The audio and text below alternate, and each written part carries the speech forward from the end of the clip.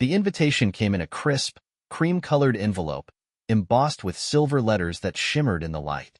The envelope had been sitting on the kitchen counter for days, unopened and unassuming, until Kelly picked it up with a small, nostalgic smile. "It's for my high school reunion," she said, waving it in the air as I leaned against the counter with my coffee. 15 years. Can you believe it? I shrugged, taking a sip of coffee. Feels like a long time, but not that long. You thinking of going? Her smile grew, a flicker of excitement dancing in her eyes. I think it could be fun. See some old friends, catch up, remember the good old days? The way she said it made me pause. She'd been reminiscing a lot lately, talking about her high school years with a wistfulness I hadn't noticed before. It wasn't unusual. Everyone indulged in a little nostalgia now and then, but something about her tone made me uneasy. Still, I kept my face neutral. Yeah? Sounds like a blast, I said, forcing a grin. Do they allow spouses at these things, or is it strictly a classmate affair? She laughed, the sound light and genuine. Of course they allow spouses. Besides, I'd want you there. You'd get to see what a dork I was back then. I chuckled. I've seen your yearbook photos. The evidence is already pretty damning. She swatted me with the invitation, grinning. Shut up. You'd better be my date. I don't want to go alone. I hesitated, caught off guard by her enthusiasm. Kelly wasn't one for big social gatherings, at least not anymore. We'd been married for 7 years, and though the spark between us hadn't disappeared, it had dimmed into something quieter, more predictable. Life had a way of doing that. The daily grind of work, bills, and routines wore away at the novelty of romance. And yet, here she was, practically glowing at the thought of this reunion. All right, I said, setting my coffee down. When is it? 2 weeks from Saturday, she said, flipping the invitation open. At the old town hall. Oh, this is going to be so fun. Her excitement was infectious, but a small part of me couldn't shake the feeling that there was more to this than catching up with old friends. The days leading up to the reunion were filled with preparations. Kelly spent hours poring over old photo albums, giggling at memories and pointing out classmates I'd never heard of. She even went shopping for a new dress, something she hadn't done in a long time. I teased her about it, but she just waved me off with a laugh. I want to look nice, she said. Is that a crime? No, I replied, smirking. But I didn't think this reunion would be such a big deal. It's not a big deal, she said quickly, but there was a hint of defensiveness in her tone. I just want to feel good, you know? It's been a while. I didn't press her. She'd been restless lately, throwing herself into new hobbies and projects, as if trying to fill some void. I chalked it up to the monotony of married life, a monotony I was just as guilty of perpetuating. If this reunion gave her something to look forward to, who was I to complain? The night of the reunion arrived, and Kelly looked stunning.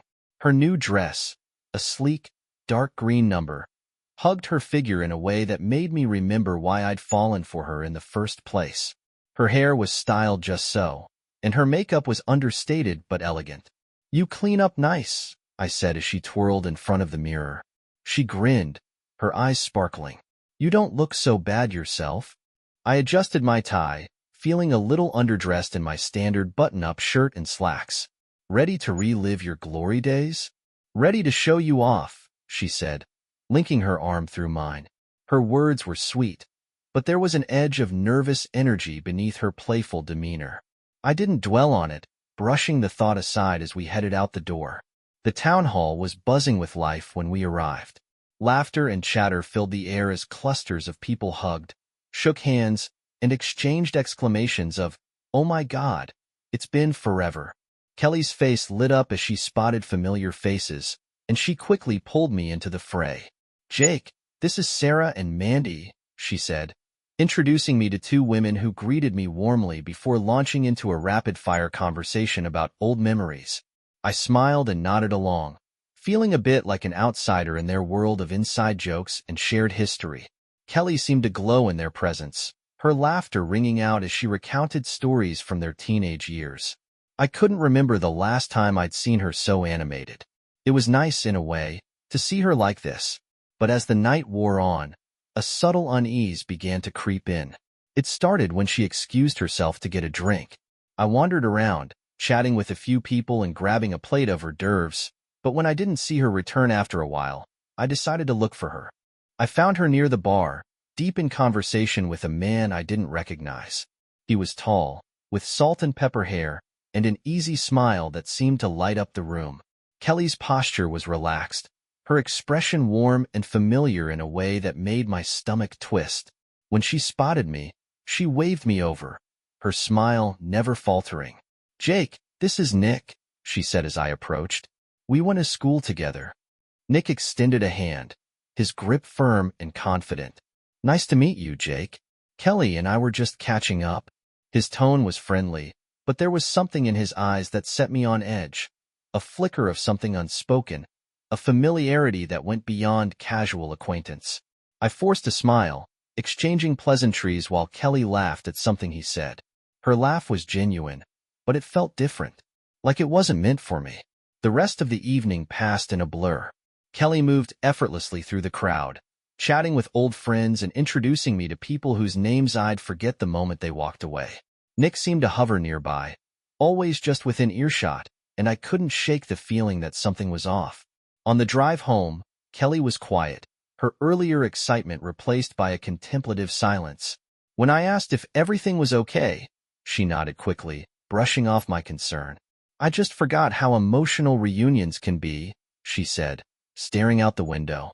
"It's strange seeing everyone after so many years." I wanted to believe her, but the memory of her smile, the way she looked at Nick, lingered in my mind like a shadow. The unease I'd felt after the reunion stuck with me like a splinter lodged just beneath the surface.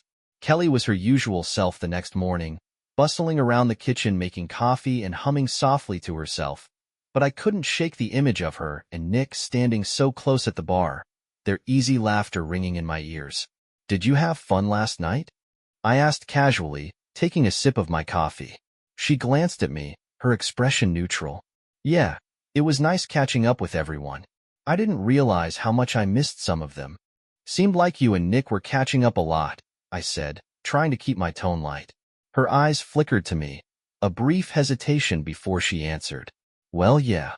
We were good friends back in school. He's had an interesting life, moved out of state, traveled a lot. It was nice hearing about it." I nodded, not pushing further, but her words sat heavy in my gut. Good friends didn't quite explain the look they'd shared. Over the next week, things returned to normal, at least on the surface. I threw myself into work, and Kelly went about her usual routine. But I couldn't ignore the changes, the subtle shifts in her behavior. She spent more time on her phone, her texts accompanied by faint, secretive smiles. She started dressing a little nicer, even on casual days, and though she said it was just for herself, I couldn't help but wonder. One evening, as we sat on the couch watching TV, her phone buzzed on the coffee table. She glanced at the screen, her face lighting up briefly before she picked it up and typed a quick response. I tried to ignore it, but the seed of suspicion was already growing roots. "Who's that?" I asked, keeping my tone neutral. "Oh, just Sarah," she said quickly, her fingers still moving over the screen. "We've been chatting a lot since the reunion." I nodded, but something about her answer didn't sit right. I glanced at the screen before she locked it, catching a glimpse of a name that wasn't Sarah's. My chest tightened, but I said nothing. A few days later, I decided to push my unease aside and confront it head-on. I wasn't proud of it, but when Kelly left her phone unattended while she took a shower, I picked it up, my hand shaking slightly as I unlocked it. I scrolled through her messages, my heart pounding with every flick of my thumb. And then I saw it. The messages weren't from Sarah. They were from Nick. "Last night was amazing. I can't stop thinking about you.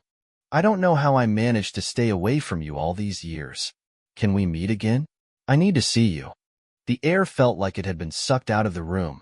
My chest tightened, and my vision blurred as I scrolled through the thread, each message a knife twisting deeper into my heart. They'd met after the reunion. She'd lied to me, about her phone, about her whereabouts, about everything.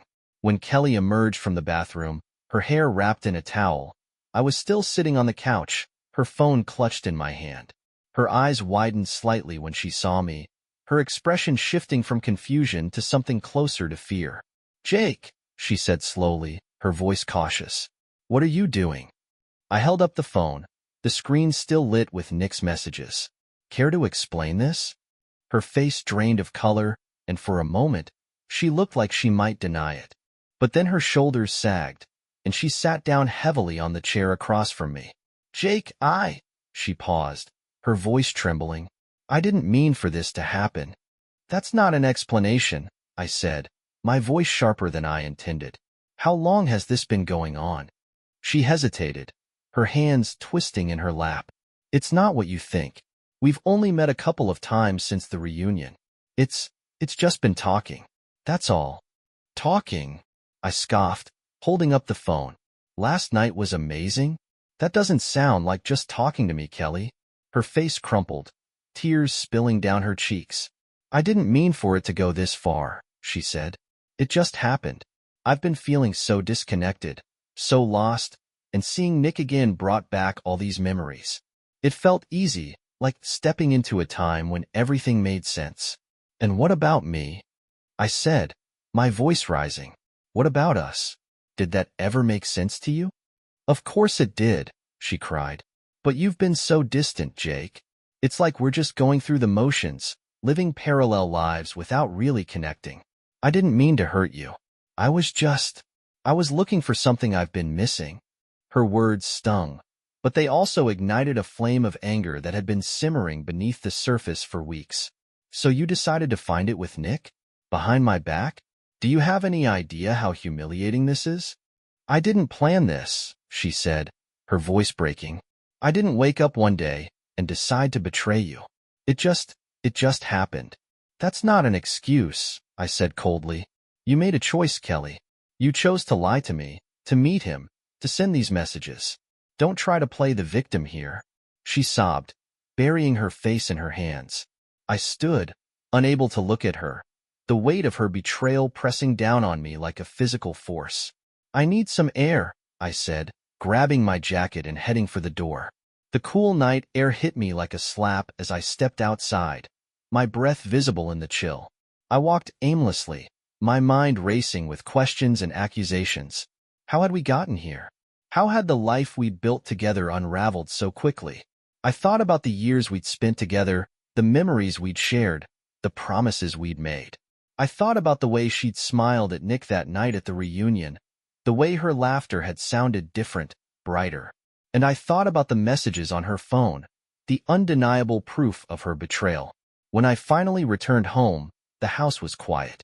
Kelly was in the bedroom, the door closed, and I couldn't bring myself to go in. Instead, I sat on the couch, staring at the darkened screen of her phone, wondering what the hell I was supposed to do next. The next morning, the weight of the previous night hung in the air like a storm cloud. Kelly was still in the bedroom when I woke up, the door firmly shut, as if she could block out the mess we now had to face. I didn't know what was worse, the anger boiling beneath my skin or the hollow ache in my chest where trust used to live. I poured a cup of coffee, but it tasted bitter, as if my entire life had taken on a different flavor overnight. I couldn't stay in the house. Not with her presence just down the hall, her excuses and tears replaying in my head like a broken record. I grabbed my keys and left, driving aimlessly through the quiet streets of our town, my mind racing with everything I'd learned and everything I still didn't know. I ended up at the park, the one where Kelly and I used to walk on cool autumn evenings when we were first dating. The memory of her laughter echoed in my mind as I sat on a bench near the pond, staring at the rippling water. How had we gotten here? How had the woman who once held my hand and promised me forever ended up in someone else's arms? The phone buzzed in my pocket, jarring me out of my thoughts. I pulled it out and saw Caleb's name on the screen, one of my coworkers and, ironically, the person who had introduced me to Kelly all those years ago. We weren't particularly close anymore, but we kept in touch. I hesitated before answering, unsure if I was in the mood for small talk, but something made me swipe the screen. "Jake," Caleb said, his voice cautious. "Hey man, I wasn't sure if I should call, but I thought you'd want to know." "Know what?" I asked, my stomach tightening at the tone of his voice. "It's about Kelly," he said. "And Nick." My breath hitched. What about them? There was a pause, as if he was choosing his words carefully. I saw them. Last night, at the bar near Main Street. I thought it was weird when I spotted them together, but then, well, let's just say it didn't look innocent. The words hit me like a freight train. What do you mean, you saw them? I asked, my voice trembling. I mean, they were sitting close, real close, Caleb said. And when they left, I saw them holding hands. Jake, I hate to say it, but it looked like they were more than just old friends catching up. I gripped the phone so tightly I thought it might break. Did you see where they went? Yeah, he said, hesitating. They got into his car. He's staying at that little inn just off the highway. The Briarwood. The Briarwood. The name conjured an image of the rundown motel with its flickering neon sign and peeling paint, a place that screamed secrets and lies. I clenched my jaw, the pieces falling into place with nauseating clarity. Thanks, Caleb, I said, my voice clipped. I appreciate you telling me. No problem, he said. Look, Jake, if you need anything. I've got it, I interrupted, hanging up before he could finish. The rage that had simmered beneath the surface now burned hot and bright. Kelly hadn't just betrayed me in the abstract. She'd lied, met Nick in secret, and taken their affair to places I hadn't even dared to imagine. And now, I had a destination. I had a place where all my suspicions could either be confirmed or torn apart. The drive to the Briarwood was a blur. My hands gripped the steering wheel so tightly that my knuckles turned white, and my heart pounded in my chest like a war drum. Part of me hoped Caleb had been mistaken, that I'd find an innocent explanation waiting for me. But deep down, I knew better. The truth was a storm, and I was heading straight into its eye. When I pulled into the parking lot, the sight of Nick's car hit me like a punch to the gut. There it was, parked near the corner room, its sleek black exterior gleaming under the harsh fluorescent lights. My stomach churned as I sat in my truck, staring at the car and the door it was parked in front of. For a moment, I considered leaving, driving away and pretending I hadn't seen it. But the anger inside me wouldn't let me. I needed to know. I needed to see it with my own eyes, no matter how much it might destroy me. I stepped out of the truck and walked toward the room, my footsteps heavy against the pavement.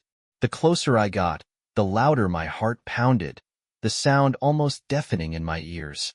When I reached the door, I hesitated, my hand hovering over the doorknob. What would I find on the other side? Did I even want to know? Taking a deep breath, I knocked, the sound sharp and final. For a moment, there was nothing but silence. Then I heard movement inside, a shuffle of feet, a low murmur of voices.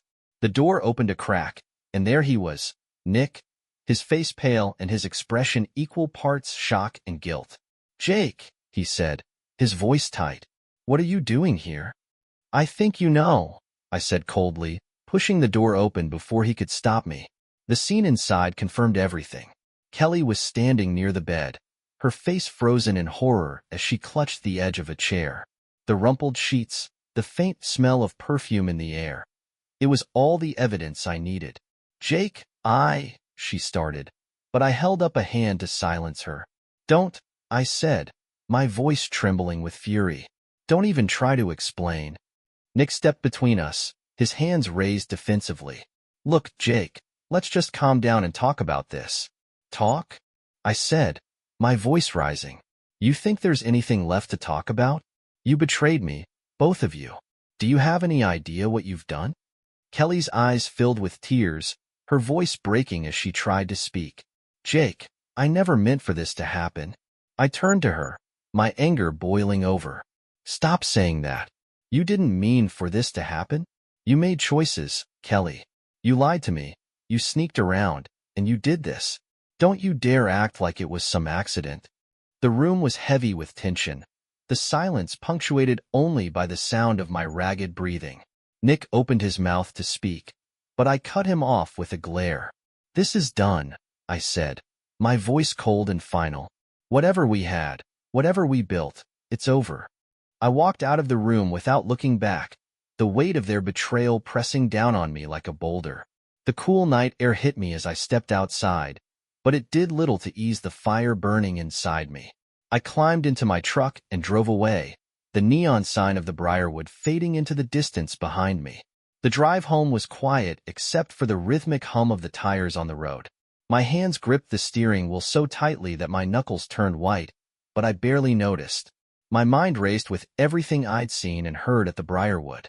The image of Kelly standing near that bed, her face a mix of guilt and fear, burned into my memory like a scar that would never fade. When I finally pulled into the driveway, the house seemed darker than usual, its familiar silhouette now a shell of the home it used to be. The weight of what had happened settled in my chest, heavy and suffocating. I sat in the truck for a long moment, unsure if I could even face the inside of that house again. When I finally went in, the silence was deafening. Kelly wasn't home yet, and for that, I was grateful.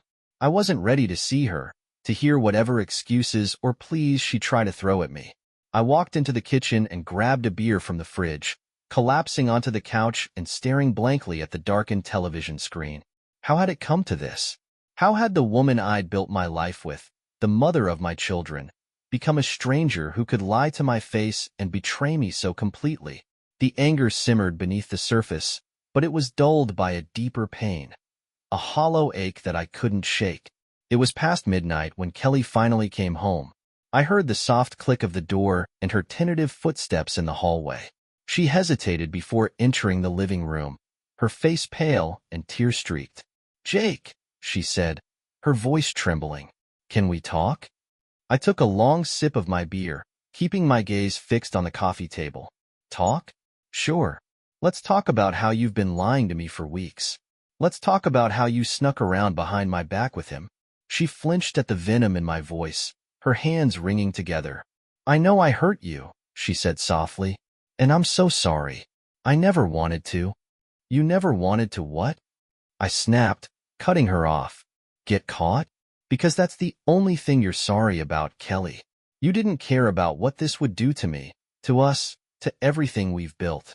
Her tears spilled over, but I didn't let up. "Do you even understand what you've done? Do you have any idea what it's like to find out the person you trusted most in the world is a liar? A cheater?" "I know I messed up," she said, her voice breaking. "I know I've destroyed your trust, and I don't expect you to forgive me. But Jake, it wasn't about you. It wasn't about trying to hurt you." I laughed bitterly. "Of course it wasn't about me. It was about you, wasn't it? About how he made you feel, about chasing some fleeting thrill while I was here, doing everything I could to make this life work." Her face crumpled, and she sank onto the chair across from me. "I was lost, Jake," she whispered. "I didn't feel like myself anymore. Every day felt the same, like I was just fading. And then Nick showed up, and it was like being reminded of who I used to be. He made me feel alive again." "And what about me?" I said, my voice rising. "Was I just a placeholder? A safe option until something better came along?" "No," she said quickly, shaking her head. "You're not a placeholder. You're my husband, the man I love. I know that sounds ridiculous after what I've done, but it's true. I love you, Jake." I stared at her, the words hitting me like a slap. "You love me? Is that supposed to mean something after everything? Love isn't sneaking off to a motel with someone else. It's not lying or cheating or tearing apart the life we've built." She sobbed, her hands covering her face. I know I've ruined everything. But please, Jake, I want to fix this. I want to fight for us." Her words hung in the air, heavy and desperate. Part of me wanted to believe her, to cling to the hope that this could be fixed. But the other part of me, the part that had been broken by her betrayal, couldn't see a way forward. "I don't know if I can do this," I said finally, my voice hollow. "I don't know if I can ever look at you the same way again." She looked up at me, her eyes wide and pleading. "Please, Jake, don't give up on us. Don't give up on our family." Our family. The thought of Caleb and Megan made my chest tighten. How would this affect them? How could I protect them from the fallout of this disaster? "I need time," I said, standing and walking toward the hallway. "I need to think." That night, I slept in the guest room. Or at least I tried to. The hours ticked by as I lay awake, my mind spinning with questions and doubts. Could I ever forgive her? Could we rebuild what had been broken? Or was this the end of our story? By morning, I still didn't have an answer. In the days that followed, I threw myself into work, avoiding Kelly as much as possible. She tried to reach out, to talk, but I couldn't bring myself to engage. I wasn't ready to face her, to face the mess our life had become. But the distance gave me clarity. I began to see that this wasn't just about her affair. It was about years of neglect, of letting our relationship fall into a routine that neither of us had fought to change. I wasn't excusing her actions, but I couldn't ignore my own role in the erosion of our marriage. A week later, we sat down at the kitchen table, the silence between us heavy. "I've been thinking," I said, my voice steady, "about everything. About us." She nodded, her hands clasped tightly in her lap. And I think we need space," I said. "Real space. I'm going to move out for a while. Not permanently, but I need time to figure out if I can forgive you, if we can rebuild what's been broken." Tears filled her eyes, but she nodded. "I understand. I hate it, but I understand." Moving out wasn't easy, but it was necessary. It gave me the distance I needed to focus on myself, to think about what I wanted and what I was willing to fight for. Kelly and I stayed in touch for the kids' sake, but our conversations were brief and polite, a far cry from the intimacy we'd once shared. And yet, as the weeks turned into months, I began to see glimmers of hope. Therapy, both individual and couples, helped us unpack the layers of hurt and resentment that had built up over the years. It wasn't a quick fix, but it was a start. In the end, we didn't have a perfect resolution. Some wounds never fully heal, and some trust can never be completely rebuilt. But we found a way forward, a way to coexist as partners, as co-parents, as two people who had weathered a storm and come out the other side. Life wasn't the same as it had been before, but maybe that was okay. Maybe it didn't have to be. 6 months later, the house looked different. It wasn't the furniture or the paint. It was the atmosphere, the feeling that things had shifted. The kids had adjusted surprisingly well, considering the upheaval. Caleb kept busy with college applications, and Megan was pouring her heart into music, composing pieces that sounded raw and full of emotion. Watching them find their way reminded me that life kept moving, even when it felt like it had stopped. As for me, I was still finding my footing. Moving back into the house had been a cautious step, one I wasn't entirely sure about at first. Kelly and I had spent those months apart figuring out what we wanted, not just as individuals, but as partners. We'd both made mistakes, some more devastating than others, and now we were trying to piece together something new. Kelly was in the kitchen when I came home from work one evening, the smell of lasagna wafting through the air. It was a small thing, but it reminded me of the early days, when she'd cook elaborate meals just because she felt like it. She looked up as I walked in, her smile tentative but warm. "Hey," she said, wiping her hands on a towel. "Dinner's almost ready." "Smells good," I said, setting my bag down by the door. "Kids home yet?" "Megan's upstairs," she said. "Caleb's still at practice." I nodded, leaning against the counter as I watched her move around the kitchen. She still wore her wedding ring, though I'd noticed she twisted it nervously when she thought I wasn't looking. I hadn't put mine back on yet. It wasn't a statement, I just wasn't ready. We ate dinner as a family that night, something we've been trying to do more often. The conversation was light, filled with Caleb's jokes and Megan's stories about her latest project. For a moment, it felt normal, comfortable, like we hadn't spent the past year tearing ourselves apart. After the kids went to bed, Kelly and I sat in the living room, a glass of wine in each of our hands. The silence between us was no longer heavy, but it wasn't quite easy either. We were still learning how to be around each other again. "How was work?" she asked, her voice soft. "Busy," I said, taking a sip of wine. "But good." "Yours?" "Pretty good," she said. "I've been thinking about taking on another client, maybe something more challenging." "That's good," I said, meaning it. She'd thrown herself into her career after we separated, finding a sense of purpose that had been missing before. I was proud of her for that, even if it sometimes felt like we were growing into new people who weren't quite the same as the ones who'd married each other. "I was thinking," she said after a moment, her voice hesitant, "maybe we could go out this weekend. Just the two of us. Dinner. A movie. Something simple." I looked at her, searching her face for. I wasn't sure what. She'd been trying so hard to make things right, to show me that she was still committed to us.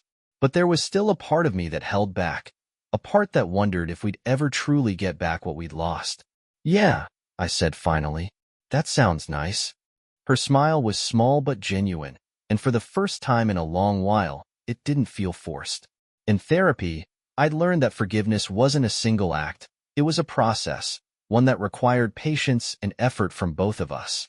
Some days, it felt like we were making progress, like we were learning how to be a team again. Other days, the wounds felt fresh, the trust still too fragile to lean on. But we kept showing up, and maybe that was enough.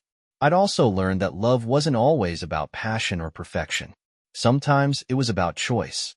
The choice to stay, to fight, to rebuild even when it felt impossible. Kelly had made her mistakes, but so had I. And while I couldn't erase the pain, I could choose to let it shape me instead of breaking me. One afternoon, while cleaning out the garage, I found an old photo album buried beneath a pile of boxes. Flipping through it, I saw the early days of our relationship. The awkward first dates, the vacations where we couldn't stop laughing, the day we brought Caleb home from the hospital. Each photo was a reminder of who we'd been, and who we still could be if we were willing to fight for it. I brought the album inside and set it on the kitchen table. When Kelly saw it, her eyes lit up with recognition. "Where did you find this?" she asked, flipping through the pages. "In the garage," I said, leaning against the counter. "Figured it might be nice to look through it together." She smiled, a real smile this time, and I felt something shift between us, a small step forward in a journey that still had miles to go. Life wasn't perfect, and maybe it never would be. But as I sat there with Kelly, the photo album opened between us and the sound of our kids laughing upstairs, I realized something. Perfection wasn't the goal. Connection was. And for the first time in a long time, I felt like we were finding it again.